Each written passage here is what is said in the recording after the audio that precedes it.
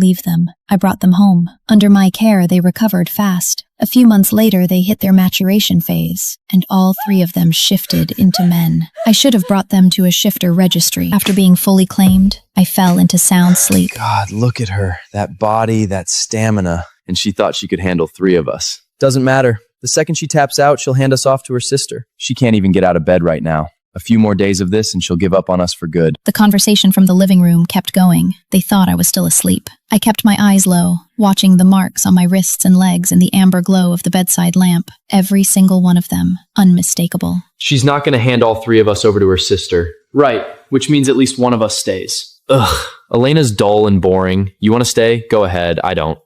Same. Whatever. Fate decides. Is she up yet? No way. She was crying so hard she nearly passed out. She's not waking up anytime soon. So weak. Let's get her up in a bit. A few more days of this and she'll give up on us. My vision went dark. I reached for my phone, face pale, and called Chloe. She picked up fast. What's wrong, sis?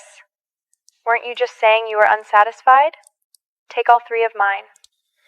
Give me that celibate snake shifter of yours. Is that okay? Are they willing? They like you.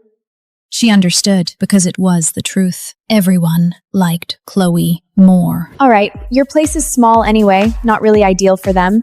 But my snake shifter, sis, he's cold.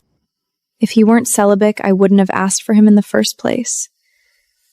I'm completely wrecked. I just need someone to handle the housework. I just hope he doesn't turn out like these 3 wolves. Don't worry.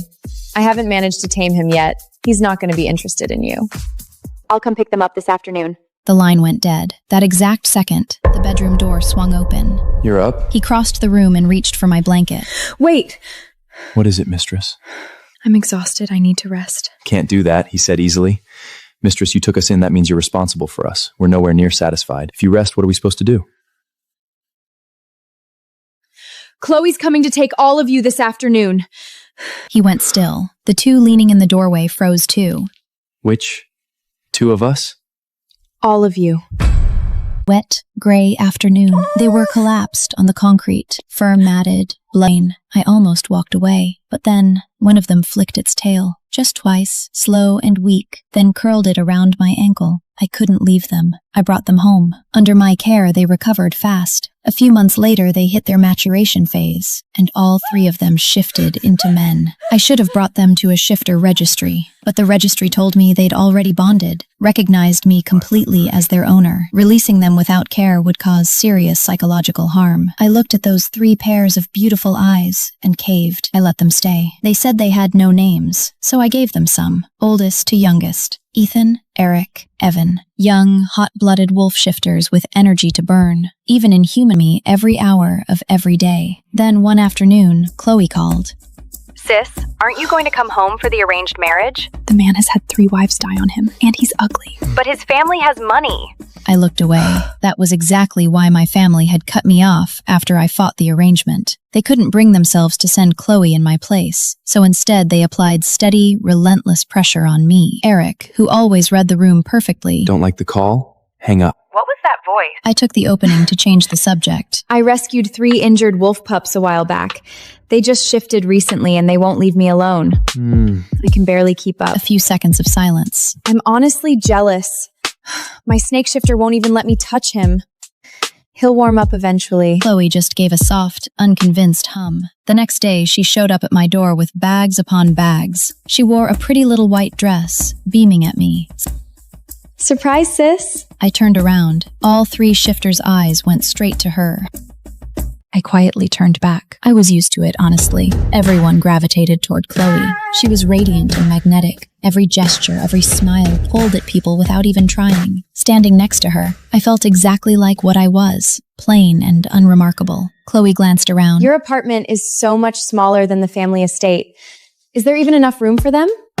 It's fine. Then I watched Ethan, usually disinterested in everything, let his gaze drift to Chloe. Eric's devastating smile turned itself on her instead. Even Evan, the moody one, propped his head up to stare at her, his wolf ears flickering non-stop. Chloe didn't seem to notice. She sipped her water with perfect innocence. In that moment, I knew. My things were about to drift quietly toward Chloe again. After that, the gentle, clingy warmth till I heard their conversation. I'd been right all along. The afternoon came fast. A knock at the door. Chloe arrived. The silence that had settled over the apartment deepened into something heavier.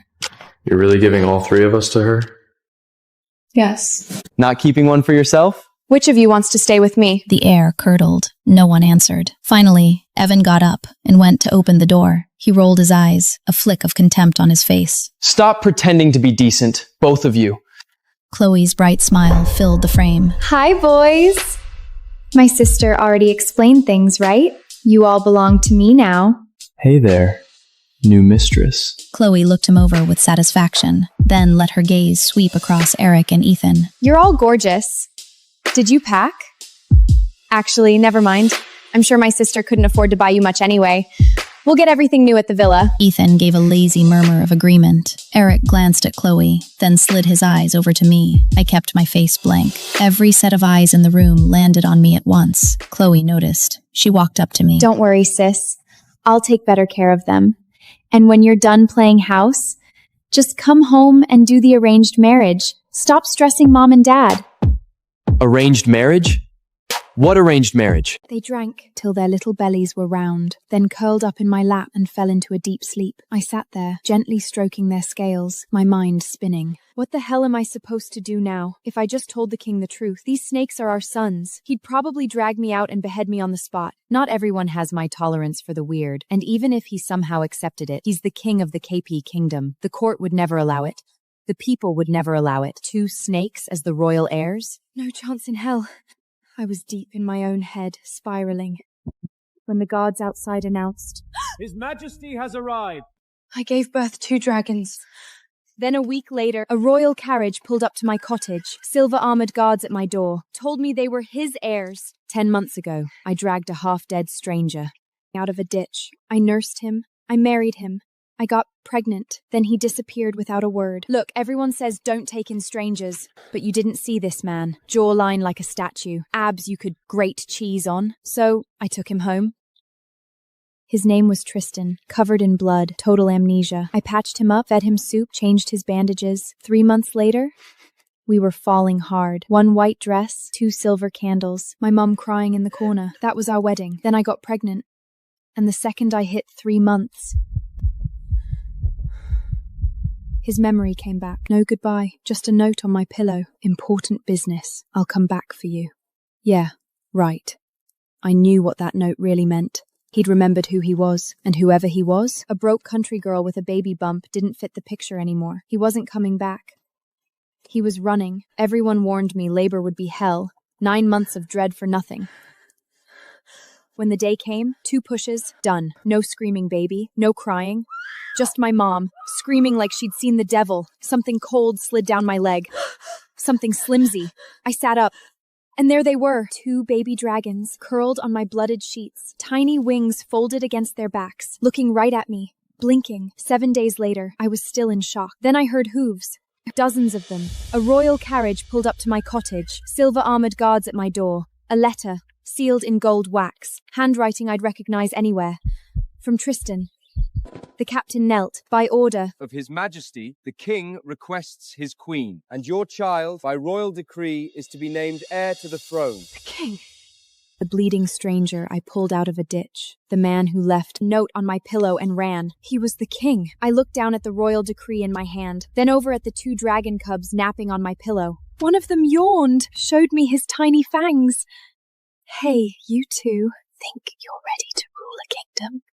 These 2 dragons? Absolutely beautiful. Bright-colored scales, silky as silk. Tiny, perfect fangs. Just like if dragons also had a beauty pageant, my dragon would sure win the championship. But that's the problem. They're not human. I turned to my mom, my whole body going stiff. Mom, be honest with me. Do we have shifter blood in the family? Werewolf ancestors?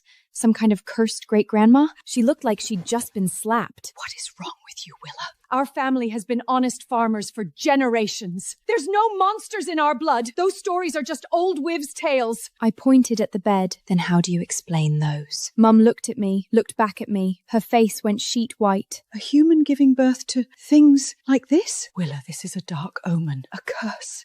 If anyone in this village finds out, they'll drag you to the woods. They'll tie you to a stake. They'll burn you alive. Before I could react, she grabbed a rough cloth off the table. She scooped both snakes up and started bundling them tight.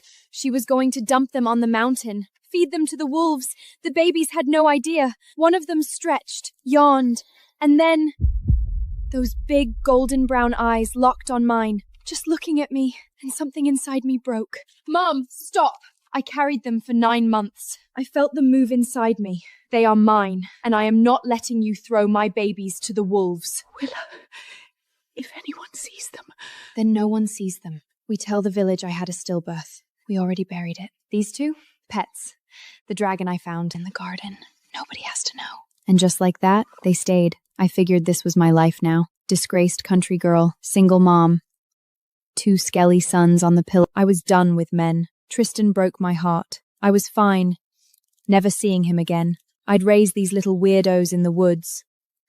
Forever, that was the plan. Until day 7, I opened my door, and the captain, stepping forward, bowing deep. By order of His Majesty, we are here to escort Lady Willa to the palace. You are to be crowned queen. His Majesty mentioned you were heavily pregnant when he departed. So, where is the royal heir? I instinctively glanced back at the house, but my mum answered before I could. 7 days ago, Willa delivered a stillborn. We've already handled it. She pulled me inside. Lowered her voice. Willa, listen to me. The Capet Kingdom is obsessed with witch hunts. If anyone finds out you gave birth to 2 creatures, they'll burn you. The stake is a sacrifice. You go to the palace. Be the queen. These 2? I'll keep them here. I'll take care of them. If I had known that man was the king of the Capet Kingdom, I never would have been reckless enough to flirt with him. Not in a million years. But a royal command isn't a request. Whether I wanted it or not, I was going to that palace. I wiped my tears, said goodbye to my 2 skilly babies, and climbed into the carriage. 2 weeks of bumpy roads later, we finally reached the palace. A maid led me to a guest chamber. She said the king would be with me shortly. The room was stunning. Gold-trimmed ceilings, jade ornaments, marble floors. A country girl like me had never seen wealth like this, and I didn't care about any of it. The longer I'd been away from home, the more I missed those 2 baby dragons. I had no idea if they were okay. Maybe I was missing them too much. Because suddenly, I was hallucinating. I saw 2 little dragons scaling the palace walls, slipping through my window. Right in front of me, until they opened their mouths. Mommy, we finally found you. Mommy, why did you leave me and Big Brother behind? My whole body went numb. I hit the floor. I stared at them, my voice shaking. You too? Are you dragons, demon? When I was little, I used to hear storytellers talk about this. Animals that cultivated their spiritual power could borrow a pregnant woman's womb. They'd be reborn, but as humans. Looking at these 2, clearly the cultivation didn't quite stick. That's why they came out of me, still in snake form. The 2 of them slithered up to me, nuzzling against my dress, like puppies. We're not snake demons, Mummy. We're dragons. We're your babies. Mummy, I'm so hungry. We followed your scent for days. We crawled the whole way. We don't have any strength left. And just like that, they collapsed against my side. From Rowan Village to this palace was hundreds of miles. These 2 weren't even a month old, and they'd crawled the entire way, day and night, without stopping. I figured they were just delirious from exhaustion. Babies babbling nonsense. 2 little snakes? Dragons? Yeah, right. My heart broke for them. I scooped both of them into my arms and called for a maid. Fresh goat's milk. Now! They drank till their little bellies were round, then curled up in my lap and fell into a deep sleep. I sat there, gently stroking their scales, my mind spinning. What the hell am I supposed to do now? If I just told the king the truth, these snakes are our sons. He'd probably drag me out and behead me on the spot. Not everyone has my tolerance for the weird, and even if he somehow accepted it, he's the king of the KP kingdom. The court would never allow it. The people would never allow it. 2 snakes as the royal heirs? No chance in hell. I was deep in my own head, spiraling. when the gods outside announced, His Majesty has arrived. slow, silent, unmistakable. The onlookers exchange glances. Someone whistles. Renark, that's gotta be for you, right? Did the Crown notice your research project? Go say hello. Maybe they'll invite you to the ceremony. The Crown does move fast. He strides forward, ready to greet them with his most practiced charm. Two attendants in imperial livery step out, walk right past him. Renard freezes. They stop in front of me. Bow. Lady Wynne, Crown Prince Damon requests your presence. I'm the weakest beast hin in my family. A lovebird. My fiancé a phoenix that gave me an iron egg to get out of our bonding contract. He said if I could hatch it, he'd go through with the bonding ceremony. Pressured by my family, I slept beside that egg every night. Poured everything I had into it. Later, when he came crawling back to reinstate the bond, a pair of obsidian black dragon wings curled around me like a cage. Reinstating the bond? I'm afraid you're too late. Your betrothed is mine now. On my fledgling day, Renmard surprises me with a dinner invitation.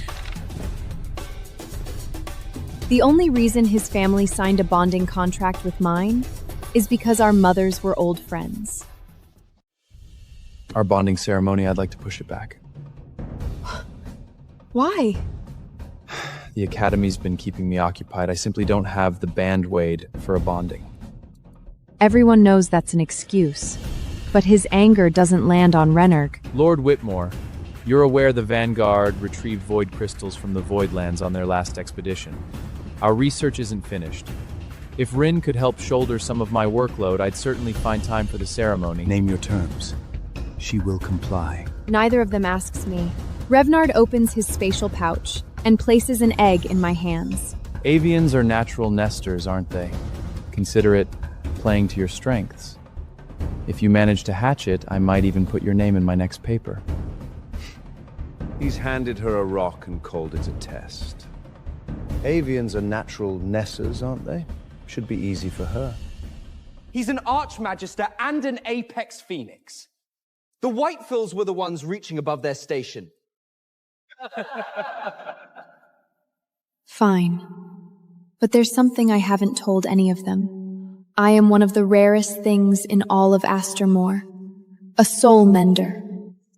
I take the egg home. My stepfather assumes I'm desperate to marry Renard, so desperate I'd accept an impossible task. Rink, just put your heart into it. Renard will come around. Their words slide off me. Water over feathers. Not a trace left behind.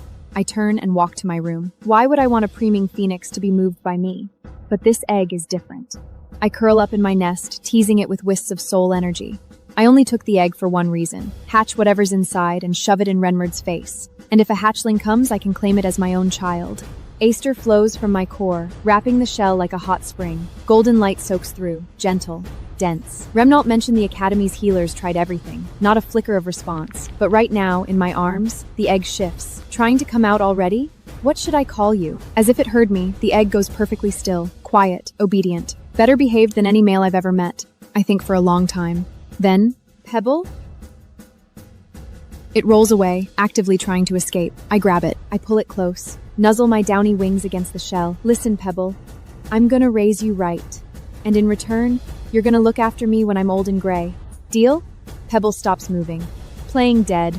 The next morning, I wake to find Pebble pressed right against my heart. I didn't move it there. For a court, we eat together, sleep together. I even go to an Avrian elder for advice on hatching. You haven't even laid your own eggs, girl. What makes you think you can hatch someone else's? I ignore him. I weave a floating cradle from magic and wheel the egg into the garden every night to bathe in moonlight. Supposedly, lunar exposure accelerates growth in large beastkin eggs. I don't know what species Pebble is, but it can't hurt to try. Every night after that, I shift into beast form, sing the old nesting song of the avian clans, and tuck the egg against my chest, wings folded tight around it. Warm, safe. That night, the servants are buzzing. Crown Prince Damon, missing for half a week, has been recovered by the Imperial Guard, battered, covered in wounds, but conscious. However, the one who went into the Voidlands with him, Commander Castor Solaris, is still missing. Casper is the youngest commander in the Empire's history. Almost nothing is known about him, only that he's Damon's sworn brother. No one knows the true nature of House Solaris. No one knows his past. The speculation runs wild. An ancient lineage, immeasurable power. Some whisper that Solaris is a surname belonging to a species long extinct. The moment the servants mention Casper's disappearance, the egg in my arms lurches. Violent, frantic. I assume it's just the usual movement. But after I fall asleep, on that shell, hard as iron for weeks, a hairline crack appears. The next day, I'm walking with Pebble in my arms when I run into Renard and his colleagues from the Arcane Academy. A flock of sparrows would hold a more dignified assembly. Renard, is this your weak little fiancée? Utterly foolish. She's actually trying to incubate a rock. Renard, how did you get her so wrapped around your talon? I walk past them without a glance. Win, I didn't realize you were this devoted. It's almost touching. Move. Win, how about this? I can see you've been working hard. If that egg shows even a single crack, I'll agree to the ceremony. Are you deaf? Back off. Know your place, Rin! You are bound to me! Lord Whitmore has clearly been far too lenient. That's the only explanation for your manners. He opens his mouth to continue. A carriage bearing the royal crest descends from the sky. Slow, silent, unmistakable. The onlookers exchange glances. Someone whistles. Renard, that's gotta be for you, right? Did the Crown notice your research project? Go say hello. Maybe they'll invite you to the ceremony. The Crown does move fast. He strides forward, ready to greet them with his most practiced charm. Two attendants in imperial livery step out, walk right past him. Renard freezes. They stop in front of me. Bow. Lady Wynne, Crown Prince Damon requests your presence. I'm brought to a private sitting room. The moment I push open the door and see Crown Prince Damon, something clicks into place. Silver white hair, cropped short. He lounges on the sofa like he owns gravity itself. Lady Wynne, forgive the sudden summons. I just have one question. You can sense soul energy, can't you? I go still. I've kept this secret my entire life. No one has ever found out. Female beastkin who can sense and soothe soul energy are impossibly rare. A gentle blade, but every known soul mender has been claimed, conscripted into the military, or locked away in the Crown's healing corps. None of them went willingly. I've spent years being careful, never showing anything that sets me apart from an ordinary lovebird. And yet, here I am. Don't look so alarmed. I'm not here to conscript you. I just need a favor. His tone is cold, but his manners are impeccable. What do you need, Your Highness? I want you to examine me. Everyone in the palace is lying to me. The healers, the council, my own attendants. You're a soul mender, and you don't belong to the court. I trust you. Wind catches the curtain, a dry rustle. Damon says nothing more. I know the story.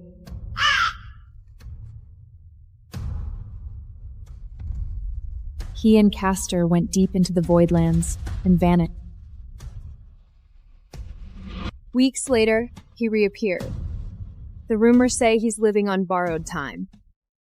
I place both hands on the crown of his head. Soul energy flows into his body. This body is stranger than I expected. It should be broken beyond repair, and yet there's a stubborn, impossible vitality humming through it. Straight answer. How long? About a year. His attendant stepped in with Renabard earlier. Your Highness, it's not entirely hopeless. Humans. Human blood, or bonding with a human as a mate. The pure aura in their life force, it might be enough. Everyone knows humans are the stuff of legend. You could count the ones in all of Atramore on one hand. But Demon, he laughs. So that's what it was. Fate, then. I chalk it up to a dying man finding his one thread of hope. Then, Pebble thrashes inside my satchel. I pull the egg out. Wait. That egg, where did you get it? Stop. I am the last pure-blooded human on Earth, offered as a peace gift to the most powerful vampire duke. I never imagined I would become their living blood supply, even less did I expect to turn into their pampered princess. And certainly yet had no choice. For 2 centuries of war between humans and vampires, a peace agreement was signed. However, the condition of the agreement was that humans would send a young and beautiful woman to Dirk Draven's family every year, allowing her to fully integrate into the vampire family. And I am the unfortunate one who was selected. During the 2-century-long battle with vampires, humans have continuously evolved through genetic modification, becoming more resilient, powerful, and swift. I am the exception, having neither enhanced strength nor any improvement in combat ability. By all measurable standards, I am completely useless. But I possess a talent that no one knows about, a talent that needs to be kept hidden, especially when I am about to be sent to live with predators. I can read minds. Before I was sent, the elder of the Human Council smiled warmly and gently patted my shoulder. You're a beautiful girl, and I'm sure you're also very smart. You'd better not mess things up. I smiled sweetly in reply. Don't worry, old man. Grab her!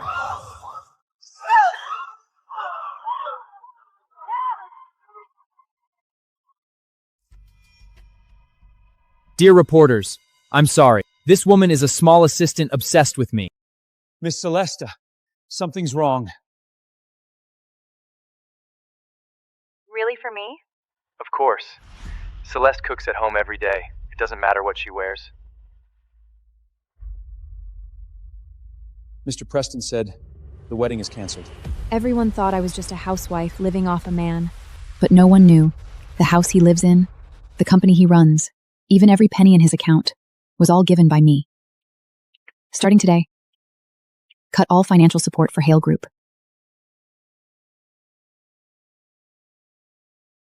She needs a finale gown for next week's Met Gala red carpet. Just let her wear it.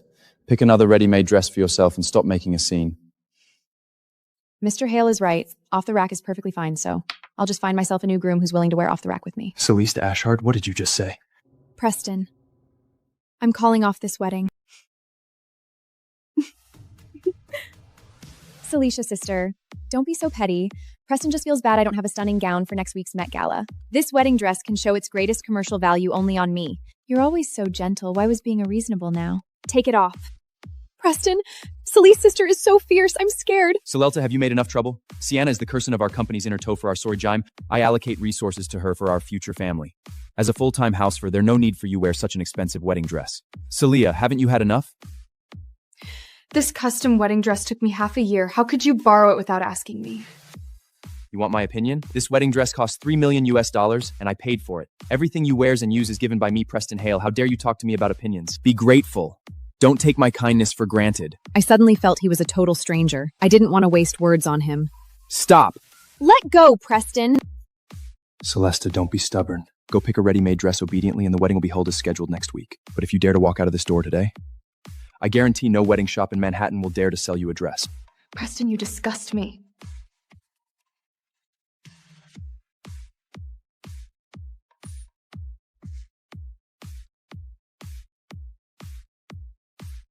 This is me teaching my fiancé what rules are.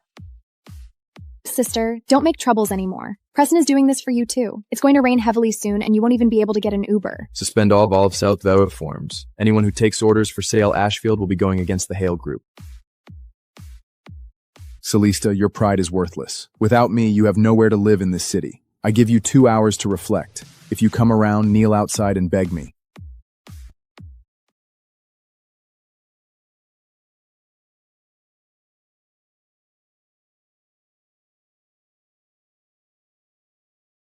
Gemma, come get me. I'm outside the bridal shop on Madison Avenue. Elst, I'm sorry. Preston just called my father and threatened that if I dare come to pick you, the Calloway family's capital chain will bar out. My dad locked me in my room.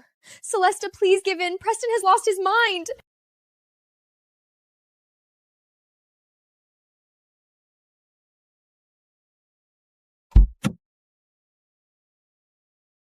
Miss Ashfield, Mr. Preston is showing mercy. Sienna needs someone to hold her gown for the Met Gala tonight. Mr. said if you put on this dress and accompany her tonight, your credit cards will be unfreezed tomorrow, and you will still have a place reserved for the wedding. I can tell Preston. He can go to hell. Celeste Ashmard, don't be ignorant. Do you still think you're the prospective madam? You are nothing now. Without Mr. Preston, you can't even afford a meal. Let go of me! What are you doing? I'm only doing my job, ma'am.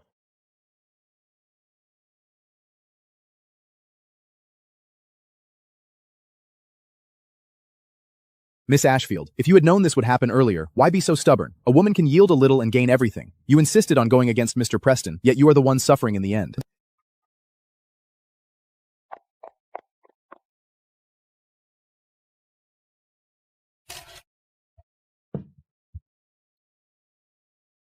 How did you get this messy? Celeste, you're just too stubborn. Obey me, and I'd never let you suffer like this. My patience is limited. Go change into that dress at once. You will hold Sienna's gown later. If you dare to ruin it... Give it back! This is my grandma's relic! Hold the gown for me, and I'll give it back. If not, I'll smash it right away. Celesta, come here. Open it and take a look. Your grandfather bought this for me. I've worn this all my life. It is not expensive, but it's the most precious gift I've ever received, for it holds one's truest heart. Remember, there are many precious things in the world, but only one true heart. When you meet someone who gives you their most sincere heart, this person is worth of this brooch, trash, then take back your heart with just night. Grandma, I'll remember. Don't cry. My granddaughter is so beautiful, you should smile from now on.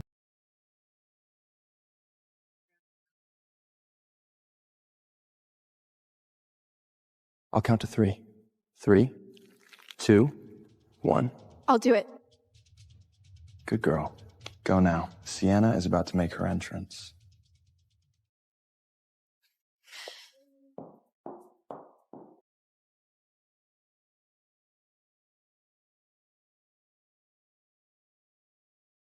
Celeste Ashford! Did I not make myself clear? Celeste, come on. Without you holding my trail, the whole look falls apart. You're really gonna do this to me? Grab her!